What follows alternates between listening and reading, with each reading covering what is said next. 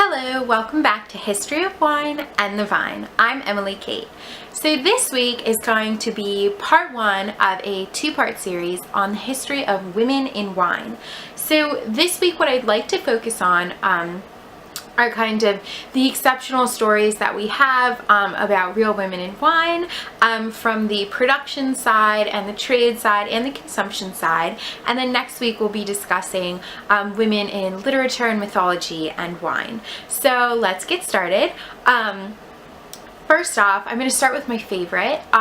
This is somebody that comes to us from a proverb of the Jewish Bible. It's actually Proverb 31:16, and she's referred to as the mighty woman, which I think is a really great name to have.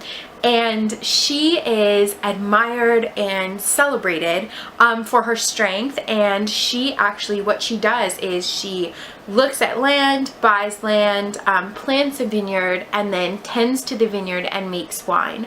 And for this, she is celebrated, and I think that's really lovely. So I'm going to read you just a little bit of the proverb. She considers a field and buys it. With the fruit of her hands, she plants a vineyard. She girds herself with strength and makes her arms strong. So clearly this is obviously a strong woman, and she's taking matters into her own hands, and she kind of represents for us the production side, showing us that there are exceptional women that were included in this. Now, I think this is a great opportunity to point out that throughout all of history, when we're speaking about women, we are speaking about exceptions generally. So she is definitely an exception. That's why she's being written about. That's why she's admired. I want to make it clear that the stories that I tell today, these are by no means kind of across the board. And this is not unique to the subject of wine, but is something that we find across all subjects of history. And I just wanted to make that perfectly clear.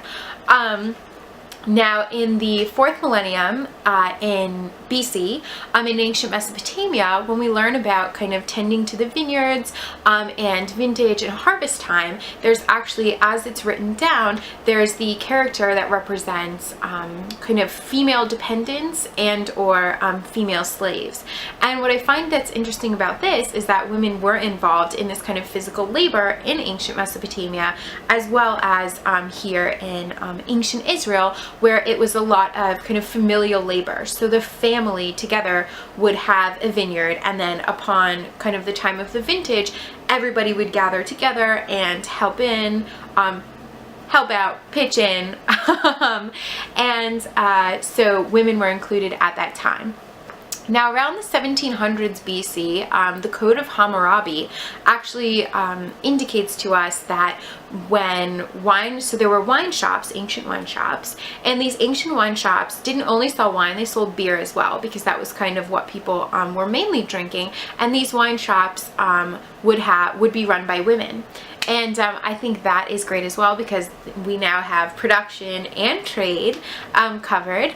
And as for trade, these wine shops also could be brothels and kind of dual function as brothels as well. But throughout history, a lot of times women have had to use their sexuality to kind of advance their knowledge and advance their station and their opportunities. So speaking of, we can move to drinking. Now, drinking, women and drinking definitely kind of stratifies between what we were talking about kind of respectable women of society versus what we would call loose women, or that's a nice term for it. We'll call them loose women. And so for instance, in ancient Israel, we know that women were allowed to drink because there were specific laws that said if a woman is pregnant, for instance, she can't drink. So from these kind of laws that say when women can't drink, we can deduce that women were able to drink in the first place and simply couldn't when they were pregnant or otherwise unable to drink.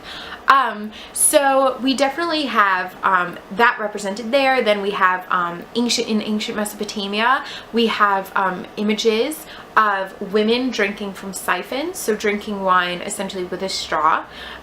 So we know that women were drinking there too. And then in ancient Greece and Rome, what we talk about so much, a lot of times women really weren't allowed to drink. And so, for instance, we have the convivium and the symposium, probably the two most common places where drinking would happen, and women really were not super welcome in either, but definitely not at the symposium. The convivium was more about the meal, but the symposium was really barred for women of society, wives. It was pretty much just who they call flute girls, who are similar to those loose women we were talking about earlier. So definitely something to think about, that the women of society really were barred from going to these events where the majority of the drinking happened. However, we do have stories of some of these flute girls who actually really started to learn about wine, and they are infamous for their wine drinking abilities. So first off, we have Cleo, and she is a champion of the symposium, and she actually is known as one of the first wine connoisseurs because she was just around wine all the time. So she frequented these symposium. She may have been a dancer, she may have been a musician, she may have been another sort of entertainer, and through this, she was able to kind of engage in the drinking games like Kotobos, which is kind of throwing your drink at a target and finishing your heel taps and all kinds of different things. So through these drinking games, she was known as somebody who was a champion of them. And we also have not only Cleo, but someone named Calliston, and her drinking was so infamous that she actually has an epigram written about her from Hedelius. So I'm going to read you this epigram right now. I have it right here in this book.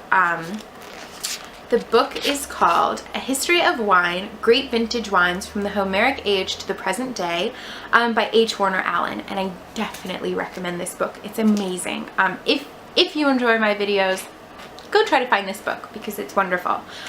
So here's the epigram. Calliston, it runs, who can drink men under the table, tossed down fasting 6 quarts of wine. A miracle, but a true one.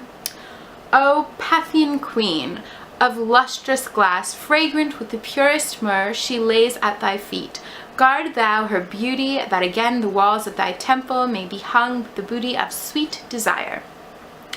So clearly, if they're writing stories about her downing 6 quarts of wine while fasting, she was quite a drinker, wasn't she? So brava to Calliston. And so, like I said, these were kind of the women of the night who were doing these things, and they did use their sexuality in order to kind of gain these opportunities to drink wine, to kind of get their palates, you know, better acquainted with wine, to have access to a lot of it, and kind of in a relatively safe manner when you think about it. And so, in contrast, I just want to mention that the wives who would have been left alone at home when their husbands were off at the symposium, they actually, or when their husbands were off on military service, which is a time when we hear of a lot of wives drinking, they would actually go into the cellars and drink a lot of wine, copious amounts, and they would drink it neat, which was very rare. In the ancient world, it would always be mixed with water. So the fact that these women were going in and drinking the wine neat is really something. And they would be doing that on their own, though, of course, and it would be kind of on the down low, because their husbands would be away, they would be in private, and it really was unsightly for a woman to not be practicing temperance, and she would be drinking in the streets. That wouldn't happen. Drinking in public, that wouldn't happen, but in private, these women did drink. So I hope that you enjoyed this. If you did, click the thumbs up button below and let me know you enjoyed it. And if you want to see more, definitely subscribe, because next week we will be talking about kind of the women in the history of wine, having to do with literature and mythology and all kinds of fun things like that. So you don't want to miss out. I will see you next week. Cheers!